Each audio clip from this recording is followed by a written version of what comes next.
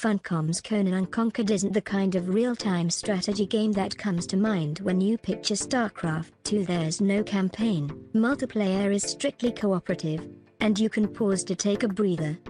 Petroglyph, founded by some of the team that created the original Command and Conquer, is leaning more on the tower defense genre than anything else for its latest outing. Each game starts players on an empty map with a single headquarters stronghold building and one of 3 hero units, Conan, Valeria, and Calanthe, each with their own abilities and upgrade paths. Instead of focusing on large armies, players will train a small number of units throughout the match. There are no worker units mining Vespine gas or chopping trees. Instead, building hovels generates gold and thralls to build combat units, lumber yards placed near trees automatically harvest wood, hunting shacks built in specific areas gather food, and battle standards expand your base's footprint. Walls, gates, and towers help create choke points to manage the flood of incoming enemies with each new wave. The base building and combat loop is common to the tower defense genre, but Conan Unconquered pushes players to explore the surrounding wasteland.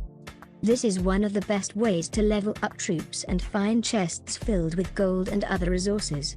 There are also MOBA-style bosses on the map that offer slottable skills as rewards for the significant challenge. You want to keep them fighting, says designer Renato Elana. They'll gain veterancy and just keep getting stronger. Heroes can level up, also. Conan starts with a basic attack, but after surviving a few waves, he'll be able to execute a devastating area of effect spin attack. By contrast, Valeria focuses in on single enemies with her upgraded attack to quickly take out larger, elite units. Petroglyph is no stranger to working on licensed games. The studio's 2006 Star Wars, Empire at War was a deep and faithful take on managing a galactic empire, or rebellion. It's making the most of the Conan license, basing this title on the 1933's Black Colossus storyline. The story marks an important shift for Conan from leader of a small band of rogues to general of an entire army. It also features divine intervention from the god Mitra, who is featured in Conan Unconquered. In the later stages, players can summon Mitra to stomp on opposing forces. He towers above the battlefield doing immense damage with each step. Petroglyph is also working in some survival elements. Corpses can spread disease and also attract necromancers. Battlefields are fertile grounds for those who can summon skeletons of the dead. Fire spreads among buildings, but upgrading from wood to stone structures can help mitigate the damage and give you time to dump sand on the flames. When you're building your base, don't lump everything together, or Elana cautions. A single spark can take you back to the Stone Age.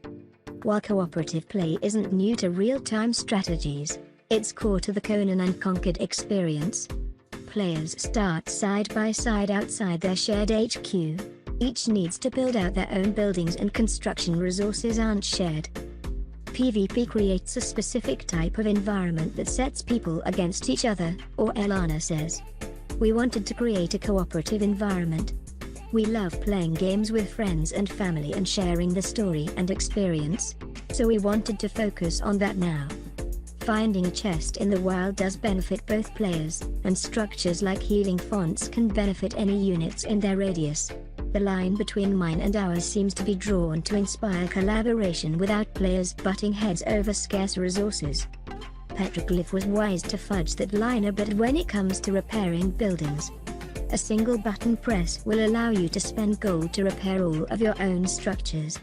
You can still fix up your teammates' buildings by clicking on them directly, though. Players also share the pause feature. This stops the countdown timer to the next wave, allows you to plan where you want to position troops, and queue buildings for construction and troops for training. You won't start gaining resources and progressing your base development until you unpause, so it's more for taking a moment to gather your thoughts rather than execute grand strategy. There are no surprises in each wave.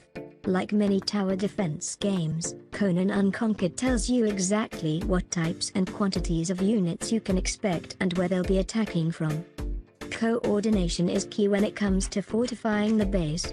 Walls and towers are critical for protecting vulnerable buildings. Over time, you'll need to push outward from your original starting position, but your stronghold will always be the center of your world. The loop of building, defending, and exploring feels closer to shooter horde modes, like those found in Call of Duty's Zombies offerings or Gears of War, than it does to other entries in the real-time strategy genre. Without narrative objectives though, Conan Unconquered feels a bit hollow. Funcom calls it a real-time survival strategy for good reason. Players won't see Conan through on a grand quest. This one is all about seeing your enemies driven before you.